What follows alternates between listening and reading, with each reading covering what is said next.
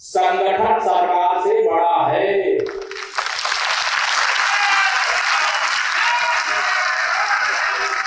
संगठन से बड़ा कोई नहीं होता है।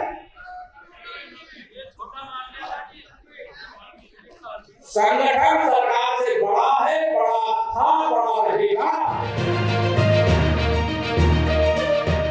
उत्तर प्रदेश के डिप्टी सीएम केशव प्रसाद मौर्य ने सूबे के मुख्यमंत्री योगी आदित्यनाथ की सराहना की है। केशव प्रसाद मौर्य ने योगी को देश का सबसे अच्छा मुख्यमंत्री बताया है। केशव प्रसाद मौर्य ने ये बयान मिर्जापुर में पार्टी कार्यकर्ताओं को संबोधित करते हुए दिया है। आपको बता दें, अभी कुछ दिन पहले तक केशव प्रसाद मौर्य कई बार दिल्ली दरबार में माथा टेकते हुए नजर आ रहे थे और लखनऊ पहुंचकर योगी आदित्यनाथ के खिलाफ बयानबाजी कर रहे थे, जिससे इस बात के कयास लगाए जा रहे थे कि सत्ताधारी पार्टी के भीतर सब कुछ ठीक नहीं चल रहा है। राज्य के डिप्टी सीएम केशव प्रसाद मौर्य मुख्यमंत्री योगी आदित्यनाथ को चैलेंज करते हुए नजर आ रहे थे। दरअसल लोकसभा चुनावों में भाजपा की सीटें कम होने के बाद केशव प्रसाद मौर्य ने योगी पर सीधा प्रहार किया था, जिसमें उन्होंने कहा था कि संगठन से बड़ा कोई नहीं हो सकता है, इसलिए किसी को इस बात का वहम नहीं होना चाहिए कि जो कुछ हो रहा है हमारी वजह से हो रहा है। केशव प्रसाद मौर्य दिल्ली दरबार के काफी करीबी माने जाते हैं, क्योंकि पहली बार 2024 में जब केंद्र में भाजपा की सरकार बनी थी तो केशव प्रसाद मौर्य की बड़ी भूमिका थी। लोकसभा चुनावों में उत्तर प्रदेश में भाजपा को ऐतिहासिक जीत मिली थी। उस समय केशव प्रसाद मौर्य स्वयं फूलपुर लोकसभा सीट से चुनकर दिल्ली की संसद में पहली बार पहुंचे थे। केशव प्रसाद मौर्य को अप्रैल 2026 में भाजपा का प्रदेश अध्यक्ष बनाया गया था। प्रदेश अध्यक्ष रहते हुए केशव प्रसाद मौर्य ने कड़ी मेहनत करके पार्टी को 2017 के विधानसभा चुनावों में भारी बहुमत से जीत दिलाने में कामयाब रहे थे। भाजपा में पिछड़े वर्ग के सबसे बड़े नेता के तौर पर अपनी पहचान बनाई थी। उस समय ये माना जा रहा था कि केशव प्रसाद मौर्य को मुख्यमंत्री बनाया जाएगा, लेकिन नतीजे घोषित होने के बाद योगी आदित्यनाथ को मुख्यमंत्री बना दिया गया और केशव प्रसाद मौर्य को डिप्टी चीफ मिनिस्टर बनाकर उनका कद छोटा कर दिया गया। तभी से केशव प्रसाद मौर्य के मन में ये टीस बनी हुई और अभी तक केशव प्रसाद मौर्य योगी को निशाने पर ले रहे थे। अब की बार लोकसभा चुनावों में भाजपा जहां 400 पार का नारा लगा रही थी तो उसकी सीटें काफी कम हो गई। भले ही भाजपा सरकार बनाने में कामयाब हो गई, लेकिन पार्टी की उम्मीदों के मुताबिक सीटें नहीं आ पाई। यहां तक कि वाराणसी में प्रधानमंत्री नरेंद्र मोदी के जीत का अंतर काफी कम हो गया, जिसके बारे में कहा जा रहा था कि अब की बार पीएम 10 लाख वोट के अंतर से चुनाव जीतेंगे। भाजपा की सीटें कम करने में उत्तर प्रदेश ने काफी अहम भूमिका निभाई। उत्तर प्रदेश में सीटें घटने पर पार्टी के अंदर मंथन का दौर शुरू हुआ। पार्टी के सीनियर लीडर्स इस नतीजे पर पहुंचे कि कार्यकर्ताओं की उपेक्षा की गई, उनकी बातें नहीं सुनी गई, जिससे वो नाराज होकर अपने घरों से वोटर्स को बूथ तक पहुंचाने का काम नहीं किया। साथ ही योगी सरकार के कई कामों में सवाल उठाए गए, जिसमें बुलडोजर को भी मुद्दा बनाया गया।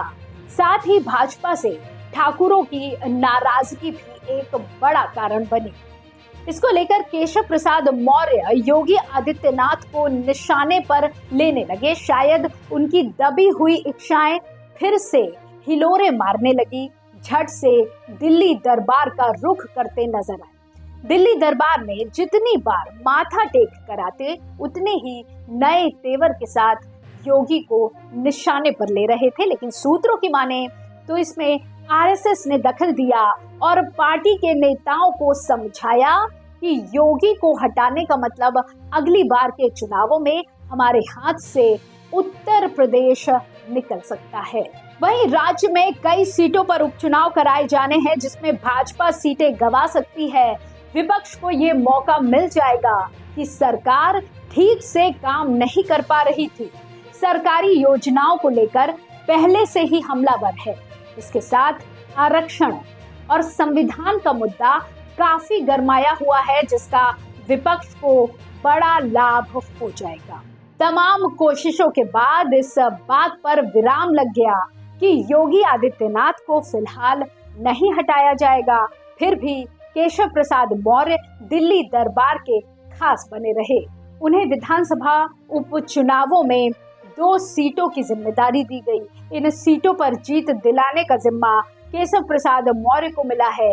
इसी तरह के योगी आदित्यनाथ के पास भी 2 सीटों की जिम्मेदारी है जिसमें एक सीट अयोध्या की है और दूसरी सीट उससे सटे हुए जिले की है। इसमें से एक सीट सुरक्षित है और दूसरी पर पिछड़े वर्ग से आने वाले लालजी वर्मा के सांसद चुने जाने के बाद खाली हुई है। मिल्कीपुर सीट अवधेश प्रसाद के सांसद चुने जाने के बाद खाली हुई है। अब दिल्ली दरबार के इशारे पर उपचुनावों में जीत दिलाने की जिम्मेदारी मिलने के बाद केशव प्रसाद मौर्य फिर से एक बार जोश में आ गए हैं। कई मौकों पर उन्होंने पिछड़ों और दलितों को साधने का काम किया है। राज्य में 69,000 शिक्षकों की भर्ती के मामले में हाई कोर्ट के फैसले का स्वागत किया है और इस फैसले को पिछड़ों और दलितों के हक में बताया है। आपको बता दें कि केशव प्रसाद मौर्य राज्य में डिप्टी सीएम भले हैं लेकिन वो अपना चुनाव खुद हार चुके हैं। केशव प्रसाद मौर्य का गृह जिला कौशाम्बी है जहां से समाजवादी पार्टी की उम्मीदवार पल्लवी पटेल से चुनाव हार चुके हैं। इसके बावजूद उन्हें विधान परिषद भेजकर राज्य में डिप्टी सीएम बनाया गया है।